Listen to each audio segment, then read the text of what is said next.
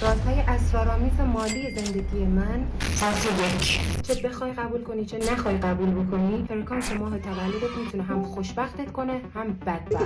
فکر کنم فرکانس ماه تولد همه ایرانی‌ها اون بدبختی تنظیم شده فکر کنم اتوماتیک، ولی همه یه ویژگی خاص همه با هم داریم که هممون با هم بدبختیم. بعد بپرسی چرا؟ چون من متولد ماه اسفندم و عنصر وجودی من آبه. بعد بپرسی یعنی چی؟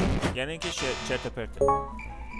خیلی زنقاتون درگیر نکن. ماهای اسفند، تیر و آبان عنصر وجودیشون آبه و فرکانسشون 432 هرتزه. حالا بریم سراغ بقیه ماها. فروردین، مرداد و آذر عنصر وجودیشون آتیشه و فرکانس اختصاصیشون 528 هرتزه. با این فرکانس اختصاصی انرژی و جسارت درونشون فعال میشه. این دقیقاً ویژگی‌هایی هستش که متولدین این ماها رو میتونه موفق و ثروتمند کنه. آمریکایی‌ها متولد مهرن. آقا همشون معمولاً پولدارترن. ما چجوریه؟ ما همون بدبختیم اونا خوشبختن. چجوریه؟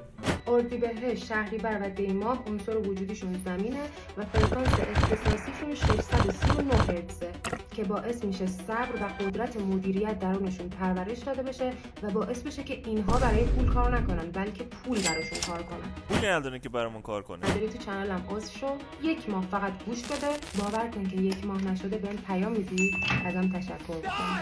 یادتون باشه هر وقت که احساس بدبختی کردید که دیدید مثلا دوراشو 120,000 تومان یا 150,000 تومان، برید موسیقی اینو گوش بدید. $1 میشه 1000 تومان.